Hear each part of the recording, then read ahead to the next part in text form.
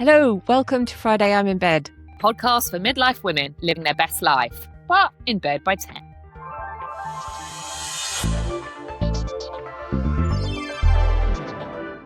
It's time for another moan-in. Gemma, you start. What has been annoying you this week? Okay. This one might be controversial, but I think this is a very Marmite one. My thing is voice notes. Okay.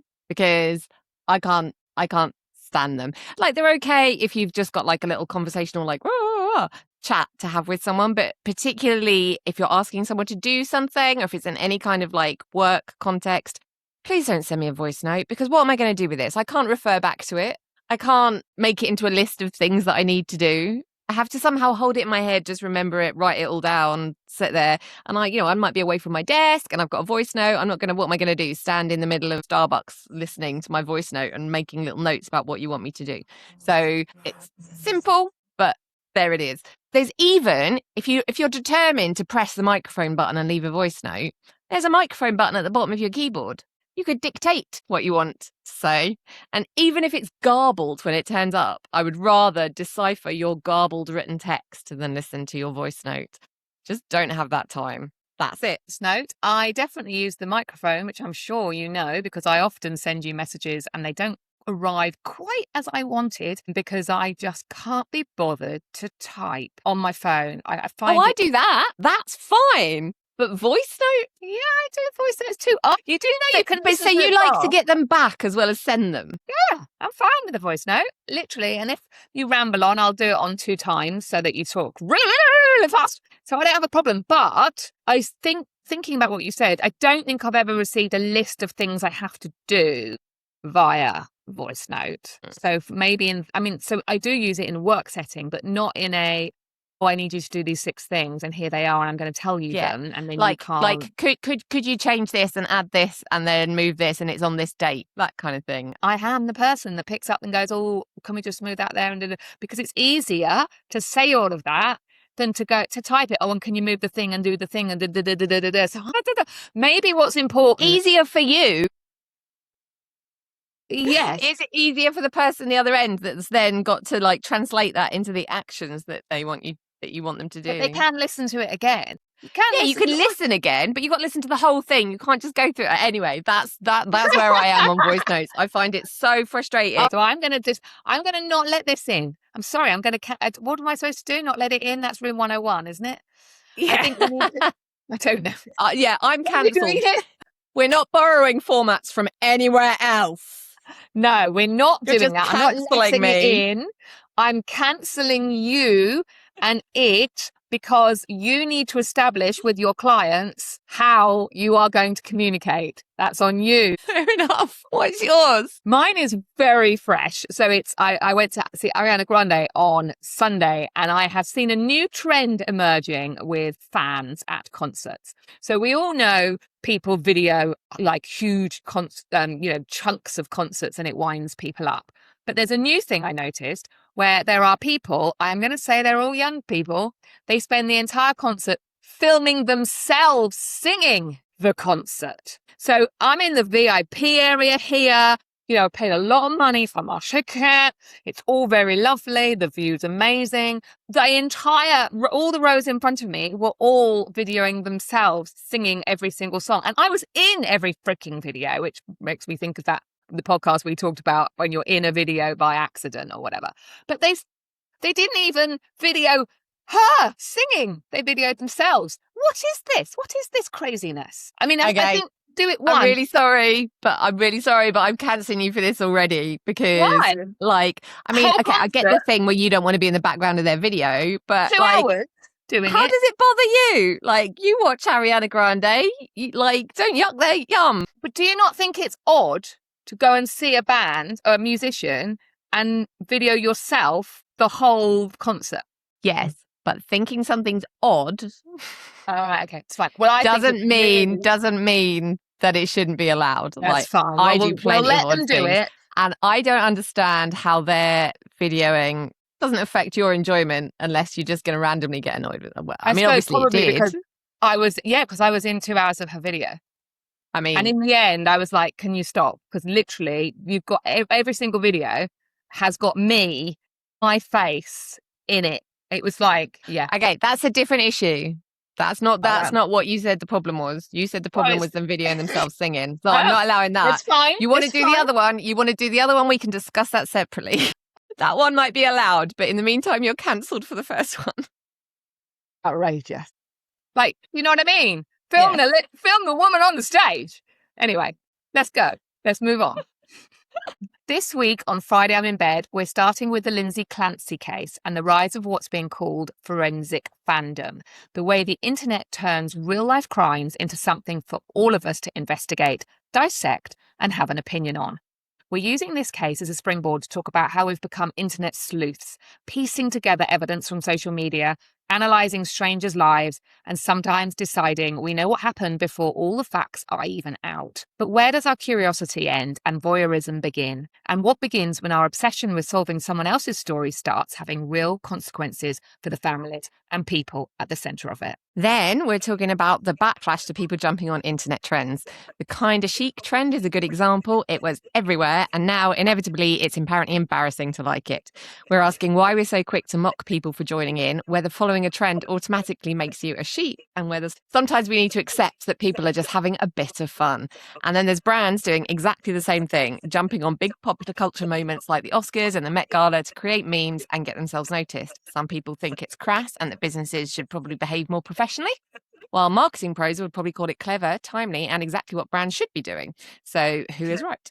Grab a cuppa and let's get into it. Hi, Kate. How was your week? Hi, Jem. I had a lovely week.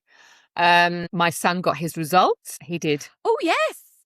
He did very well. He got a distinction. He's going to university, so the tears will start soon. I went to Ariana Grande with my daughter. It was the best day ever because she's obsessed. So yeah, a nice week. It's worth also saying my husband has a quarterly freak out about state of the house, and not the state of the house as in you have to tidy my house, but just in the chaos that is our life. Every once a quarter, he spends 2 whole days non-stop tidying, cleaning better than anyone else ever. He'll throw things away and he'll put things, he literally goes for it, and you have to kind of hide. It's all a bit chaotic, and then it's stunning. And our house is so clean now, but now I'm like, don't touch anything. But yeah, so that happened and we all ran away and hid. How about you? Okay, well, that definitely didn't happen in our house. We had a gazebo in the middle of our living room, which I tripped over and stubbed my toe and ripped my toenail off. So that was exciting. Of course, we've got a gazebo in the middle of our living room. Why wouldn't we have a gazebo in the middle of our living room? It's a perfectly normal place to put a gazebo, right? Is it up or just on the floor? No, it's folded. It was in the camper van, and it needed to come out the camper van while something else happened. And we've only got so much space in our tiny little house, so it was in the middle of the living room. Anyway, very annoying. But I saw shooting stars last week. You stayed up? Yeah, we went out to the countryside where there was no street lights in the van. Put the dogs to bed, and we sat outside with a glass of wine looking at the sky, and I saw some shooting stars. The first time I've seen shooting stars. It was very cool. In fact, I saw lots of shooting stars. It was very cool indeed. Didn't stay up till, apparently they were between 2 and 4 in the morning is the best time to see loads of them. But I saw some at midnight. I'm good. Did you watch the eclipse? Yeah, I may be blind soon, because we tried to watch it with a pinhole thing and a piece of cardboard. And then we were walking the dogs down this little track, and we saw a guy with a pair of glasses, and we thought they were eclipse viewers. And we were like, oh, have you got the proper glasses? And he went, yeah, do you want to go? So I put the glasses on and looked at the sun, and he went, yeah, they're polarizing lenses. I use them for fishing. So they weren't eclipse viewers at all. They were polarizing lenses. So at that point, then I was so British, too polite not to stare directly at the sun in inappropriate glasses, just because we didn't want to say these aren't the right. Well, I tried the colander method, and all the little holes, instead of being circular and light, had little little mini crescent moon shapes, but it was a bit well, that's not really ticking any boxes for me. That's just that's what I thought. That's a bit underwhelming, isn't it? Because you really, go, well, I could do that with a light bulb. Yeah, exactly. Well, just move it a bit away from the sun, and I'd create some kind of shadow. Wait, we used Adam's welding glasses, which you are allowed, masked, but it's at the I don't know the word. I think it's 12, it's safe to use. If 14 is ideal, it was 12, so it was just safe to use. But we looked but not for long because it was like borderline. But I saw it and I was like, oh, and managed to take a photograph of it through the welding lens. But I'm not really into all of this, really. So I was a bit like, oh, that's cool. Herbie didn't even get out of his bedroom. My son didn't get out of his bedroom. My daughter came out, looked at the colander and was a bit like, what the actual, and went inside again. So, well, I saw the one in 1999 when the newspapers were giving away stuff to watch it. So I was a bit like, I've done this before. Shooting stars. I was way more excited about shooting stars. They were way better, and that was really nice. Like sitting outside in the countryside, like looking at shooting stars. That was lovely. So I just remember one shooting star, or one or two in Greece. Walking back up, I worked in Greece for a whole season in '93, and we were walking home. Looked up and there were shooting stars in the sky. So something was obviously happening then. And it was like, wow. And I wasn't drunk. It was actually happening. So it does look really cool, but you need no streetlights, as you said, don't you? No pollution or clouds or just, anything. Yeah, it was magical. That's basically pretty much all I've done. And then I came home and it was too hot for a few days. So I just stayed indoors and hid. Right. Well, we better get heat wave number 11 billion. I know. All right. Okay, so I've got a slightly darker one for us today, but we're going to talk around it, not just about all the specifics. So there was a really interesting article in The Guardian this week about something called forensic fandom, and essentially the way people become intensely invested in real criminal cases and start behaving like they're amateur detectives, thinking a bit like Only Murders in the Building kind of thing. So there's the Lindsay Clancy trial, which is going on at the moment, is the one it uses as its example. So I don't know a huge amount about it, but I'm just going to give you the basics of it. So Lindsay Clancy is a woman from Massachusetts. And in January 2023, she killed her 3 children. She then attempted suicide and she survived, but with severe injuries. So she has admitted killing the children, but she has pleaded not guilty to murder on the basis that she was not criminally responsible because of severe mental illness. Her defense is arguing she had postpartum psychosis alongside other mental health problems and that medication might have contributed to it. And the prosecutors are obviously arguing that the murders were deliberate. The trial is underway at the moment and has attracted lots of attention online. There's more than 70 prosecution witnesses have been called and the trial is being live streamed as well. Of course it is. Why wouldn't it be? Because that's entertainment. So if the jury finds she's not criminally responsible, she's not released, she'd be committed to a state psychiatric hospital. Verdict could land kind of any day soon, but there's all kinds of discussions that have been going on around it, such as why did nobody help her when it was really obvious she was struggling? You know, he's now her ex-husband. They got divorced, but he's saying, you know, that he knew that she was ill, but yet somehow she still expected to be a wife and mother and all that. So there was a lot around that. So the forensic fandom bit, which is what The Guardian talked about, is about what happens when a case like this essentially becomes internet entertainment. So thousands of people have been watching the trial live stream and clips of testimony and stuff are circulating all across social media. So there people are analysing evidence, dissecting body language, going through photographs, analysing text messages and coming up with theories and who they decide to believe. And in some cases, they're creating completely unsupported conspiracy theories. Like one particular theory at the moment is that suggested that Lindsay's ex-husband was actually responsible. There's no evidence to support that theory. She's admitted it. He's never been charged. It's never been discussed. So that they're saying that he set it up, even though there's video footage of him being somewhere else. Maybe he hired a body double to create that. You know, we're talking real TV stuff. Like this is not real life. This is entertainment. So the question I'm kind of interested in with all of this is, at what point does being interested in a true crime case, a criminal case that's going on in the courts, stop being curiosity, maybe a bit of like old-fashioned rubbernecking, you know, like we used to, like, why is there a queue in this direction when the car crash was on the other side of the road? That kind of thing. And become entertainment or even fandom. Like, yeah, it's like there's a whole culture and, you know, Reddit boards and stuff up around it. True crime is the other thing that fascinates me because I'm not a fan of true crime. You know, you do you. If you want to listen to it, that's fine. But it is overwhelmingly consumed by women, which I find really interesting. I had some stats on that. So 1 in 5 British podcast consumers say they most often listen to or watch true crime podcasts. So we should probably pivot. And 65% of true crime consumers are women. So I'm really interested in like, why are women so obsessed with true crime? Is it like morbid curiosity? Are they trying to understand danger, learn how to protect themselves? Is it like, if I know this stuff's out there, I can protect myself? Or is it because they're like constantly told to assess risks? So they're like, where are these risks? Check the back seat. Don't leave your drink unattended. Share your location. Stranger danger. Don't get into a stranger's car. Seems obvious. Don't take sweets from strangers. So there's a difference between I'm fascinated by the case and I know exactly what happened because I've watched 47 TikToks and I've somehow become a expert in facial expressions overnight, which is the kind of thing that's going on. Like, well, I thought they looked really shifty and, well, you'd look shifty. You would be interviewed for murder. Another very important thread to pull out, of course, is the postpartum psychosis one. And this is a serious thing because it's a serious mental condition, along with postpartum depression, which a lot of women experience. But postpartum psychosis is extremely rare, but very serious. It's 1 or 2 women per 1,000 births will suffer it. And it can literally involve hallucinations, delusions, changing mood and require urgent treatment. But because people are so unaware of it, it often kind of gets missed. Motherhood, which is another thing we have discussed before, is so romanticized that we almost don't allow space for those things like psychosis, postpartum psychosis and postpartum depression. Mothers are supposed to be loving, self-sacrificing, competent. This is supposed to be the greatest thing that's ever happened to them in their life. And the minute a mother behaves in a way that kind of like violates that image, people become like horrified.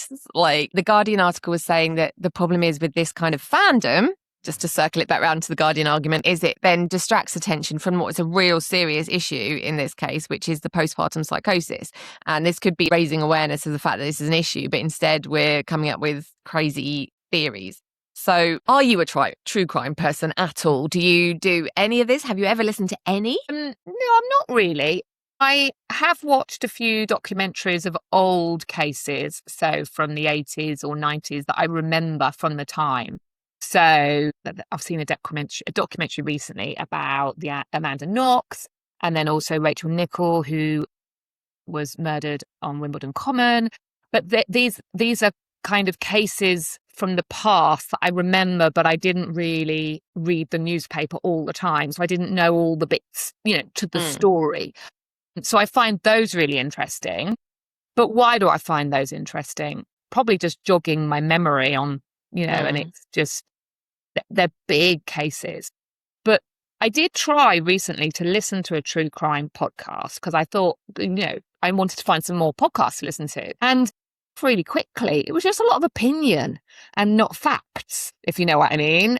And it was almost like all the crime was like really bizarre. And it was like, this isn't like, I don't know, it's just a million miles away from my life. And actually, as you said, I don't really want to listen to this. What I think's fascinating, and it's very much an American thing, is this televising and live streaming trials, something we don't do in the UK. And then, as you said, fandom, the fans get involved, whether that's fans of true crime or... Like, because it's live streamed, it's a TV show now. Well, it all started with like O.J. Simpson. Remember, in the 90s, we were so invested in the chasing him down and him being arrested, and then there was the trial, and then it happened again. I mean, it's happened with lots of trials, but with Johnny Depp and Amber Heard, and everybody really dissected it and made a decision themselves about who they supported, and it was like, as you said, it's like you said television, but it's also like a sport.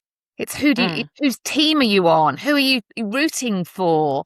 And then now we have TikTok. So now you've got whole content creators that just discuss crime, and they're monetizing this because they'll be in, because they're making, and they'll be in the creator fund. There'll be loads of people are watching, aren't they? And they're monetizing somebody else's pain, pain, but also making assumptions, as you said, making things up, creating conspiracy theories. And it's all just sort of a bit, I suppose it's, when does true crime turn into unethical content creation? So that's one of the things that is quite interesting to me, is the fact that so there's been like historical ones before, but it's almost like the speed of the news cycle. Do you know what I mean? So it used to be that, you know, something would have happened 30 years ago and then maybe there'd be a documentary on it. And sometimes that could be quite interesting.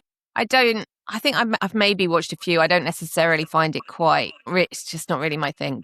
You know, I've read a Wikipedia page on, like you say, you know, there might be something like was it Jill Dando who got shot? Yes, there's a documentary Something on that. like that, where you like suddenly remember it, something sparks it off, and then you might go on a Wikipedia rabbit hole where there's like, you know, and you think, whatever did happen with that, you know, and then you might go and have a look. And then sometimes there's a more interesting perspective on maybe somebody like Peter Sutcliffe or something like that, which might be quite interesting because you can look at it from a historical perspective and see why things were missed at the time, and you know what's changed because of it.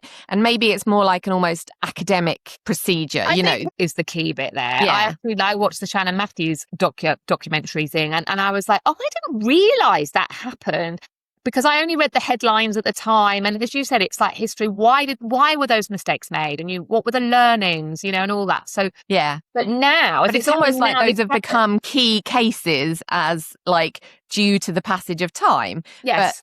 But it seems to have sped up more and more and more and more and more. So the cases are becoming more and more and more contemporary until we've got to the point where we're starting to do the same thing. And I feel like it started when we started, dramatizing things. Instead of documentaries, there were a few recently, I forget who they were, but there's been a few kind of dramatizations of serial killers recently where they've had, you know, actors playing them, and they've dramatized the whole thing. I can't remember. It was the guy with the glasses. Forget. I don't have Dennis Neal. They've done. I don't have like encyclopedic knowledge of all the serial killers, but you know, they started actually dramatizing it, and I found that really odd because I was a bit like, this is an awful case, and it's upsetting, and it's a real case, and these are real people who lost their lives, and their families are still out there. And I found it really odd when they then dramatized it, and people were watching it as like, not as like a Netflix documentary, but you know, as a Netflix, it's like it was Stranger Things, you know. And I found it really odd. I quite like them. I read the book on that murderer when I was, probably in about 91. Like, I read the book. I did read some books. So I suppose, but they're all historical. I think the thing here is, as you said, it's now. And actually, the internet sleuthness, that's not a word, internet sleuth phenomenon, I can't say that word, is happening before somebody even is arrested or a body is found. So obviously in the UK, we had Nicola Bulley, who went missing and fell into a lake or river. You know, that is what happened. But until we knew that, TikTok was full of theories about, you know, a husband had taken her, or this, you know, like literally making up things. Jay Slater, when he went missing in Tenerife, exactly the same. That kind of, I'm going to give you my opinion onto what has happened. I don't have any facts. There is no evidence. It's not in court. It's not even a body. But I'm going to make series, episode after episode, with my view. And obviously Jay Slater's mum has now, I don't know if she has or is working to change legislation or create legislation around not being able to do that, because it hindered the case. And everybody made a decision about what had happened before they knew what had happened. And it's horrible. But then why do people do that? Are they just doing it for clicks? Are they just doing it for clout? So this is what I feel like. It's a bit like reality TV as well, isn't it? Like the live streaming of trials and, you know, the live streaming of kind of the Big Brother house or whatever. I think anything that's on a screen has just become this kind of like entertainment. So, you know, people are following a murder trial like they follow Love Island. And, you know, when you like leave Love Island and you go, well, I think, you know, and I do it with, you know, some of my trashy reality TV, like I love Selling Sunset and stuff. And you'll go, well, if she'd just done that instead of this, then this would all be fine. When we're starting to do this with a murder trial, it makes me so uncomfortable. But that it feels like that's what it's all tied into, this kind of like reality TV and making documentaries. And it's all just kind of really blurred the lines. I think the word is gossip. It's like it becomes the gossip that you would chat to it in the office, rather than, did you see that guy on Saturday night? It's almost like, did you see, you know, her in court, what she said and what I reckon it was him. You know, it's that kind of gossip. Yeah, I guess it's like, you know, you used to have like gossip mags and stuff that would publish these kind of trashy pieces like about stuff. Whereas with social media, it's almost like everyone's become their own mini mini magazine. trash gossip magazine. Yeah, do you know what I mean? So it's like we've got like thousands of creators making these pieces rather than a few kind of trashy magazine. And it kind of ties into when we talk about trolling and stuff as well, I think, because there's a lack of empathy and understanding that these people that you see on a screen are real human beings with real emotions. Some of them have lost family, they're dealing with grief and mental illness and all kinds of things that you might not understand. But to turn it into some kind of internet entertainment game is weird. I feel like there should be a better word, but I'm going weird. But as you said, women really like this. So it's interesting you said, do you think it's because we're learning about safety? Or is it the gossip? That it those magazines were aimed at women. Women, obviously men gossip too, but you know what I mean? The women, those magazines were targeted to women. So that's telling me that women are, like to find out what's going on.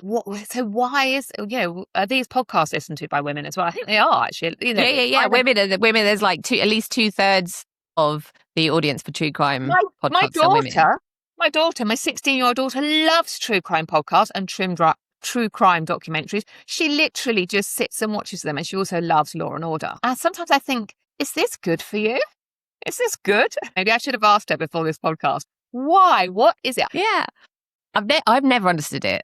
I'm like, yeah, I know the world's a horrible place. I really don't need my entertainment to be the world's a horrible place, which is why I end up reading about like dragons and witches and fairies.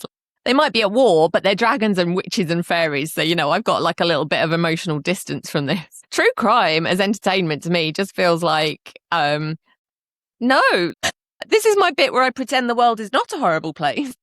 See, I quite a drama is based on a real life event. It doesn't have to be a murder.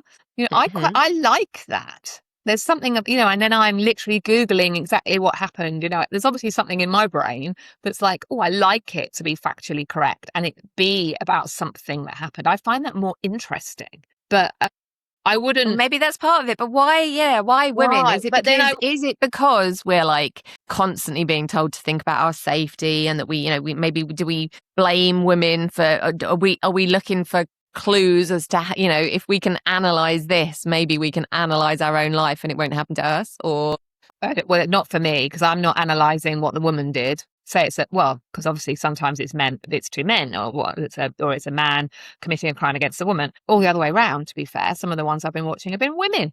So I don't think, for me, it's not about how to be safe. I think it's more a kind of morbid curiosity. Let's put it out there. I don't think it's gossip. I think it's like, oh, did that happen? Ooh. But one to know, I'm not interested in live streaming a trial. I mean, I do not have the time. It's like as you said, when Big Brother was on, I watched the recap for an hour in the evening. I didn't just literally watch it on live stream all day. I didn't either. I didn't sit there and watch them sleep. Exactly. I let someone else do that and tell me about it later. Exactly. So I didn't do that. So I don't have no interest in a live stream of a case. But a documentary about the case after, if it sparked my curiosity, I quite like that. But then there's a difference between a documentary from a trained and qualified documentary maker who has got all the facts together and formed a piece, and some person on the internet who thinks that bloke looks a bit shifty and has therefore formulated a whole thing. I mean, we've all watched TV series, right, where you're going like, I was watching The After Party the other day, which is great on Apple TV, which is really good. It's about a murder, but again, I like ones where the murder isn't the main focus.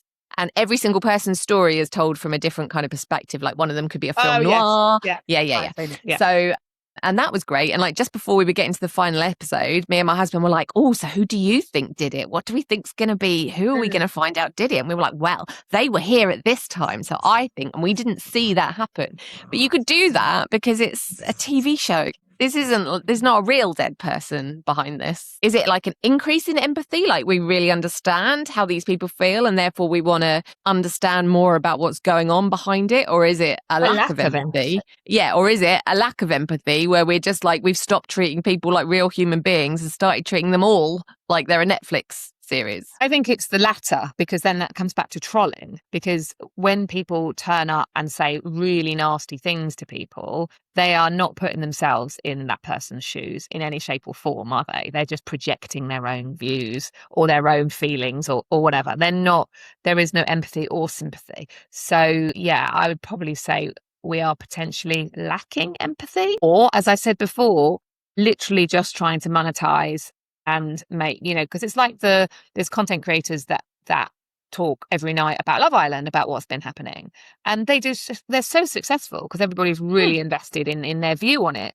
But it's not a murder trial, or there's not a missing person that we haven't even found yet. These are real people, but we're talking about real people involved in an entertainment show, and it's that distinction, isn't it, between reality TV and reality that happens to be on TV. I know. And in the Nicola Bulley case here in the UK, the police had to get involved and make a statement that they needed everybody to stop doing this. People were turning up at the site she was last seen to make content. And it was like, this is an active, potentially murder scene, or what, it's a crime scene. Like, what the hell is going on? Stop, everybody. I mean, when you have to get the police involved to tell TikTokers to stop TikToking about a missing person, I mean, that's like crazy times, isn't it? Yeah.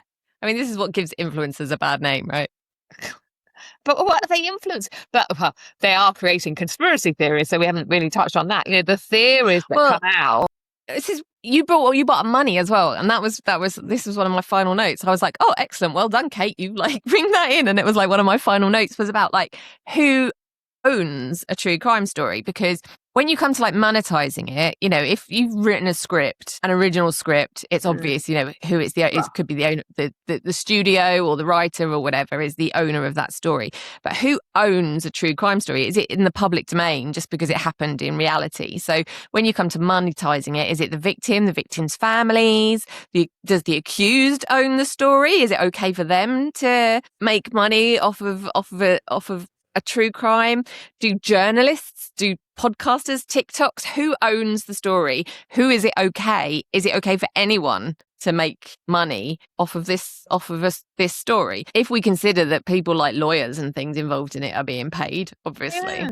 First of all, depends what you're actually saying, because if you were going to write a drama, one would like to think, consult the victims' families, or you would speak to the police, you'd get some information, wouldn't you? And you'd be told what you can be told, i.e. if there's some confidential information, you wouldn't be shown, shared it. But the people making content, I doubt they're actually reading police reports or speaking to the police or speaking to their families or doing anything. It's just opinion based. So then, when does slander or libel, which one is it? Depends if you're writing it or speaking it. Yeah. Comes into play, because they are saying things, I'm sure, that are not true. The other one that this has just made me think of now, actually, which is quite an interesting example of this that doesn't involve anyone being murdered, was the Anna Delvey case. Do you know this one?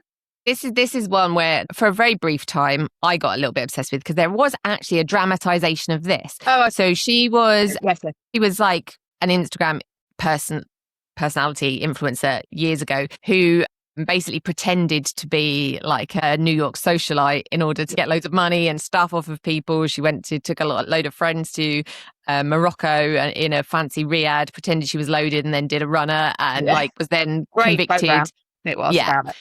It was a great dramatized TV series. I watched it, and then I went and looked up the full story and was like, really? And found her online as well. But the interesting thing is she's out wearing an ankle tag, but she is now making money essentially off the back of the Netflix documentary and the fuss around her story. So where she was like pretending to be kind of an influencer, she's now actually is, with hundreds of thousands of followers and making lots of money, doing photo shoots with her ankle tag on and going to fancy parties. So that's quite an interesting one. Like, should she be allowed to be making money out of these things? Because she is the criminal in the exactly. And you could argue she can do whatever she likes. She's been to prison. She's taken her punishment. She's served her time.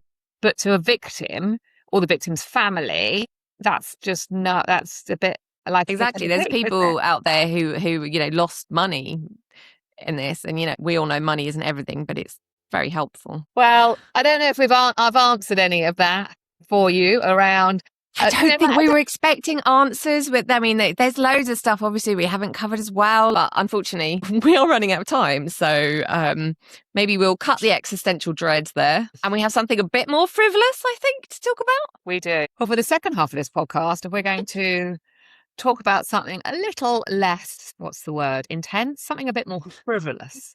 And that's how we all jump on trends on social media. You may have noticed, or unless you've been living under a rock, every single person in the world seems to have made a piece of content on Instagram recently where they share what is kinda chic to them, with yellow writing over the top in general, in the form of a carousel. And this is a typical trend that a few people start doing and people jump on it.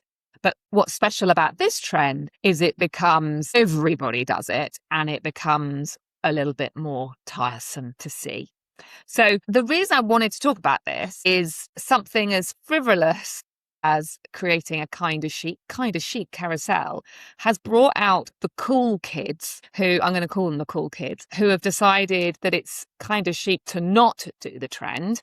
And actually, by doing the trend, you are a sheep. You are ruining social media. You have no creativity. You have no thoughts of yourself, of your own. And really, you should be doing social media better. And this is what I've seen definitely in the last 2 weeks with the kind of chic backlash. So I've also noticed this happens with memes, because I love a meme. I love personally taking a moment that happened in popular culture. So it could be the Met Ball, it could be the Oscars, it could be the Super Bowl, whatever. And out of it, a celebrity will do something or look a certain way and people will create it into a meme. And I do this regularly when it happens.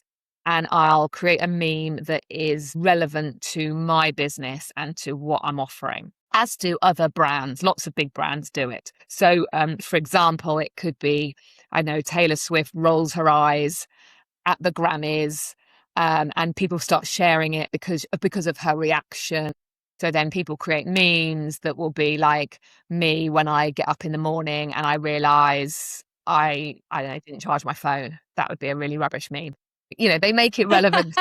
They make it relevant to their business. Now, I do this too, and it works really well. And it's a really good opportunity to go viral if you want to go viral, because if you jump on it quick enough, people will share it and then you'll get more engagement, which will drive your following number up. So it's actually a really good marketing tool. But the cool kids, apologies if you are one of the cool kids, as in it sounds like I'm slating you, but these kind of people come along and go, oh, you're all just doing the same thing. Ugh, you're so unoriginal. Ugh.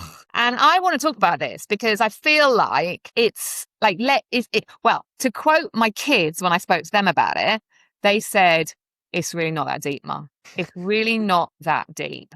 But there's now a backlash that, if you kind of you jump into a trend, you are just a bit naff, basically. So I will talk about it from a marketing perspective.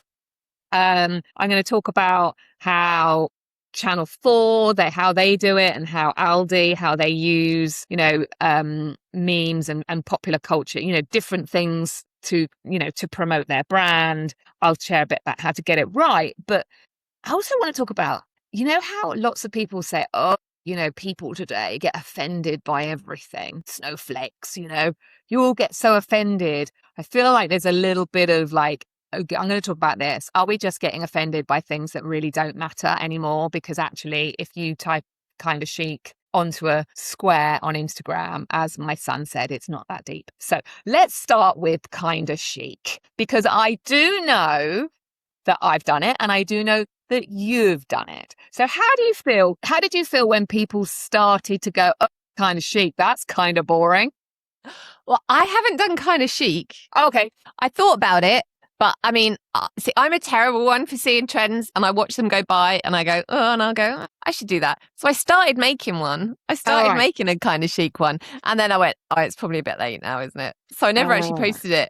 But I've done it before where I'm like, anyway, that was 3 weeks ago. So I should probably do one.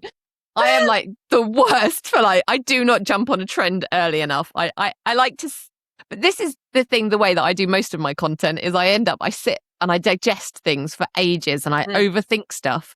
And then eventually I come up with what's essentially a blog post, but on a carousel. Like, this is what I seem to do. I just overthink things too much. And I try really hard not to do it and just post stuff like it used to be when internet was fun.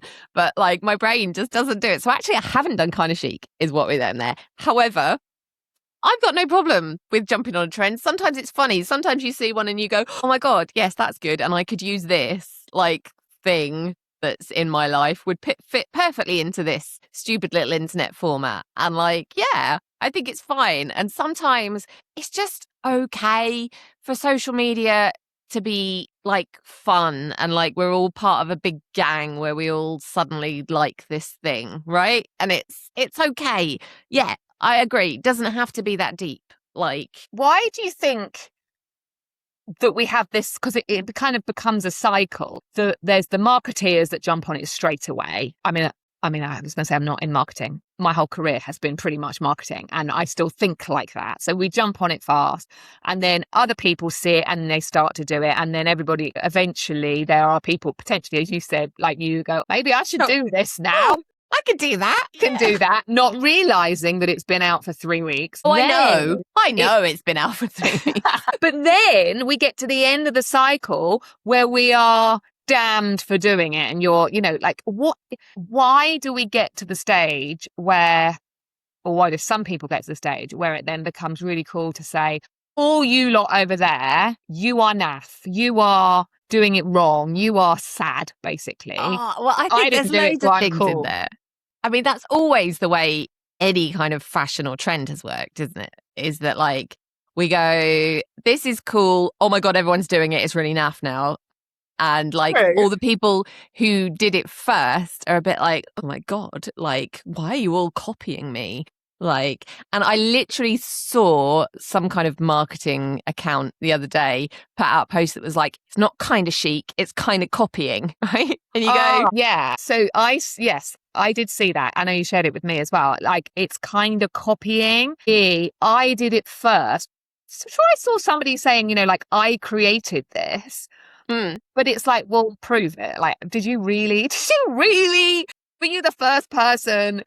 And maybe you were, but trends are, it's like saying I'm the person that invented the crop top and how dare every single other retailer now sell a crop top. Now sell crop tops because like, yeah, it's a format and it's so yeah, that's one side of it, I think, is that's just literally always the way trends have worked, and people who are like, oh, I'm super cool and I was on this really early and now you are so late to the trend. Fortunately, I was never cool. So I'm at the exact right point in this trend cycle. And I think that the other thing in it is that it's just the way social media works. And it's just like a constant, anyone who uses it as part of their job at all, whether it's the sole part of their job as a content creator or whether it's part of their job that they use to promote things like, with brands, or whether it's just a real kind of like, tangential part of their job that like hangs around out here. And, I do this, but I run a charity, but I ought to have a social media account, that kind of thing. All of those people, there is such a pressure to keep yourself relevant, to keep producing content, to feed the social media mill so that you stay in front of people and that you stay relevant. So that when a trend like this comes up, it's almost like, oh, thank God I can do that. I can stop trying to come up with interesting and unique ideas. I can just steal this, whack something that's appropriate to this on it, like SPF, and be like, yep, there we go, I jumped on a trend. So I think that's then the other part of it is that like when that's why I think they get so much traction when they start to get reused, is that people go, brilliant, I can use this trending topic or this trending meme or this trending audio, and I no longer have to sit around desperately trying to come up with something really interesting to feed the constant social media mill. But I do sometimes wonder if Joe Public, literally, so anyone listening who is, I don't know, a teacher or a nurse and literally just picks up the phone for 20 minutes in the evening to catch up with their friends and see what's going on in the world, and that's it. So they have a life, basically, not like me who's on their phone perfectly. Have they noticed that every single business and content creator in the land has done a kind of chic post, because they probably haven't, because they don't follow everybody and they don't follow all the marketing gurus and all the. They probably don't even see it. They see it once or twice and go, "Oh, that's kind of cute," and that's it. And I think that that's exactly the thing. And I think that's one of the things that makes them so appealing to content creators, is that the algorithm will push them. But the people who might be your end consumer may not have seen 11 billion of these. They may only have seen 11 million, or, like they will be further down the consumption list. So. And so therefore for them it's a cute little trend rather than and a way of getting to know someone that they follow better, a brand or a creator, getting to know them better, rather than this just like all consuming everything is kind of chic internet trend. Because they're not spending like 8 hours a day on Instagram. They're only, scrolling it for a couple of hours after work. So therefore they will only see a limited number of posts. Even if all of them are kind of chic, it still, wouldn't be all of the kind of chic posts. Does that make sense? Yeah. And I saw a lot, and I was tired of them by the end. I have to say, I think they're just about. So is it over? Are you saying that I shouldn't publish this one that I've done? Please don't publish it. If I put my marketing hat on, please, I'll actually send you a little voice note, obviously. What if my first screen was kind of chic to jump on a trend after everybody else is sick of it? That would have to be, that's the only redeeming feature. So I think the thing with this is, if you're going to use it, you've got to be fast. Now, there was one that happened when I was on my summer holiday in Spain. Thankfully, my son works for me, and I go, find this meme, find this original image quickly now, because I need to be fast. It was the couple. They went to the top of the Empire State Building, and he proposed with the flag. Yeah, they went to flag, and the flag said something, I'm paraphrasing, something about the power of love is greater than the love for power. And so they put this political message out, and I think it must have been like just happened, because I started to see it, and I was like, started seeing it in the form of memes, and I was like, I'm going to do this, but I'm going to do it fast. But also, I'm going to remember that the message was political in the first place. So what am I going to write on there that it will work? And I added, your menopause symptoms are not in your head. And it did really, really well. I mean, it really, really did. But then other people start jumping on it. And now I'm sounding like one of the cool kids saying that you shouldn't do it. But they jump on it and they're just pretty much say, buy my product. They wouldn't write that. But they'd basically be saying something like, have you seen my new whatever? And it's almost like you're now using it the wrong way. And then the backlash started because people were just selling their products through it. And so I think it's a tricky one, isn't it? Because it's fun. On the one hand, I'm saying it's a fun thing to do and it's a good way to go viral, but it sometimes can be a bit icky. Again, I guess it's fun when like there's some creativity in it, when people use it as like a sparking off point to think, oh, what do I want to say about this? What's my angle? What is, Yeah. See, I mean, I am joking and I will not do it, but something like, doing kind of chic to jump on a trend after everybody else has forgotten about it could be amusing to your audience. Like, for example, to a knowing audience with a bit of a nod to social media, they would go, ha, yeah, I see what you're doing there. Do you know what I mean? Whereas if you're still now just going kind of chic to buy my stuff, like, then I think it just becomes a little bit of a substitute for creativity then, I think, rather than a sparking off point for creativity. Yeah, and I think that's probably I'm calling them the cool kids. Maybe they're not the cool kids. Maybe they're the mean girls. Who knows? But I think that's one of the things they're saying is you are not being creative. So with my marketing hat on, like, as you just said, you need to work out how to use it for your audience, how to use it for your message, and not so you can adapt it. So you could do it's kind of not chic too. You could subvert it. There's been a lot of I might steal that.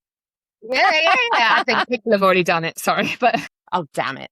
That wasn't see. I think that. Again, there's that thing as well where I think the people who were doing it first, when they see everyone else doing it and they get all mean girls about it, you've got to kind of remember that the people who are doing it later might not know that it was, we're going all the way up the Miranda Priestley cerulean blue tree. Do you know what I mean? like just a little Devil Yeah. Wears Prada reference, is that, like we were talking about, these normal people who just got home from work and scrolled the internet a bit, and they might have seen it just a few times over a few days. So it's only really just started to cycle into their consciousness. And then they go, oh, I could do this for my Amdram society. That would be quite fun. Like, and then they do a kind of chic one for their Amdrams, and that's okay. They don't have to be, not everybody has to be professional marketers. They can just know, and I think do a thing. I think it's a bit of snobbiness in it. I mean, I know I said the trick. So as I said, from a marketing perspective, you need to be fast and you need to make it right for your brand and you can subvert it. But I feel like it's also really snobby to say, people, the Amdram crew down the road, they've just jumped on the kind of chic trend. They late, it's almost like, as you said, they've just seen it. Or they were like, we really need to promote this new show that we need to sell tickets for. Maybe we could say it's kind of chic to support local businesses and the local Amdram. It's not, as my son, I'm going to keep coming back. My son keeps saying it's not that deep. I'd love to also talk about how brands use like tweets or threads or, to be sarcastic, to be funny. Channel 4 do it, Aldi do it. Channel 4 wrote something about Forget the Eclipse. We've got A Place in the Sun on at 6:30 or something. If you haven't got your glasses. Well, like Channel 4 and ITV have a really fun little have battle thing, don't they? And some of that I find that's enjoyable. I read it to my husband because I chortled and he was like, what you're laughing at? And I read, and you could see the confusion over his face of like, I don't get it. And why is Channel 4 arguing with ITV? Or why is Ryanair? Because Ryanair does it too. And there's certain brands that do it really, really well. And you could see his confusion because remember, he is Joe Public, as in he's not a marketeer and he's not on Instagram. And he's like, why is Channel 4 being, he didn't say unprofessional, but that's kind of what he was. I don't get it. So how do you, well, you've said you like it. I just wanted to talk about, is it okay for brands to have fun? Channel 4, it's a new, obviously they have entertainment, but they have their news channel and they have, should Aldi be picking fights with MS? Is that inherently unprofessional? Yes. It's to both of those things. But who cares? It's so, again, sometimes you just kind of go, we're social media. And it's nice to see maybe a little bit more of a creative use of it. Nobody likes being sold to all the time, and I this is one of the things that I get, when you see all these marketing accounts that are like, this is how to use this for your business. Just insert your audience's pain point here. And sometimes you just want to go, I don't want everyone to be thinking about what my pain point is. Maybe my pain point is having everyone thinking about what my pain point is. And sometimes I just want to watch Channel 4 and ITV have a row about who's the best. I don't want them to be going, hey, watch my new TV show all the time. If I want to watch it, I'll watch it. I'll find it. It'll come up somewhere else. There's ads. Everything in my life is an ad, It does feel sometimes like everything we consume, everywhere we go, we are constantly being sold something, whether it's an idea or actual something, a physical product, or, being told we have a problem that we need to fix, or sometimes being told that other people are telling us we've got a problem that we need to fix. And it gives me a headache. And sometimes I just, sometimes you just want to chat. And sometimes, watching ITV and Channel 4 have a chat, or Aldi picking on MS is fun. I wonder who came up with it first, because having come from a corporate world, I can't imagine anybody or it ever being passed. If I presented, so I worked in marketing in Tesco's, if I'd have said, I've got a really great idea, which is we're going to start rage baiting Asda, and we're just going to be, do you know what I mean? I probably, well, I don't know if I'd be fired, but it just would not, there is no way that would have passed. But somewhere along the line, maybe it started with as Aldi's Cuthbert cake, or it kind of almost started there. But it's somewhere along the line, the marketing departments have gone, it's okay. Channel 4, just put out funny content. Literally, it's not that deep type of thing. Somebody okayed it at one point, which is probably quite brave, because I can't imagine. Maybe someone with a better understanding of social media. Maybe. Or maybe they were younger. Maybe they Yeah. were, I don't know, because I can imagine a lot of people in those boardrooms going, no, no, no, no, no, no. We can't literally start a fight with ITV because we're Channel 4. Like, you can't do that. Whereas now, reading Channel 4's, I'm not on X, so I'm calling them tweets, but they're on threads that they then repost them onto Instagram. Reading those are a joy. But at the beginning, it must have been a bit odd. It was odd to my husband last week when I read it out, because he was like, I don't get it. Why is Channel 4 writing that? That doesn't make sense. Because it's funny. Because I laughed at it, and now I'm like, I wonder what's on Channel 4 tonight. Maybe, don't know. I do think it is just one of those when you just kind of go, well, what am I selling? I'm selling the TV show I've got on. People will either watch it or they won't. It's good to have a listings, or but with the advent of streaming, it's not like you're saying 6:30 tonight on the, so tell me what's on, but then you've got to say something else as well, because if you're just constantly telling people what you're doing and you're not actually engaging anywhere, that's the social bit of social media, right? You need to engage as well as project. So that's why I love it when they search for like references to themselves and then respond, especially if it's a negative reference, and then they respond like, well, we don't like you either. Like, it doesn't like whole banter in the comments. Yeah, it doesn't change the response. Like, that person who didn't like you isn't going to start liking you. And if it's a serious complaint, obviously you can reach out and go, whoa, contact us, we'll sort this out. But if they're just bitching because there was a queue or something, like finding that comment and then responding is social. I know, and it's so clever. But I do love it. Yeah. I was going to say. But it's nice to see that creativity. Is like the other thing I was thinking about, it's like hooks on reels and stuff that you see all the time, and it's like everything has to be nobody tells you this, but, or I'm going to get fired for this, but yeah, and you're saying, and no, it's you're just not. And it's just all so samey. Like, I think it's always, and when you get those formats for hooks to use on reels, because you're supposed to stop the scroll in 3 seconds, and there's rules to it and stuff, and you go, or maybe we should all just stop playing the game and chat to each other again. And stop playing the algorithm's game, and then the algorithm will perhaps learn from us that what we actually want is a bit more depth to our content, rather than people saying like, no one tells you this, but insert but, and then you get but.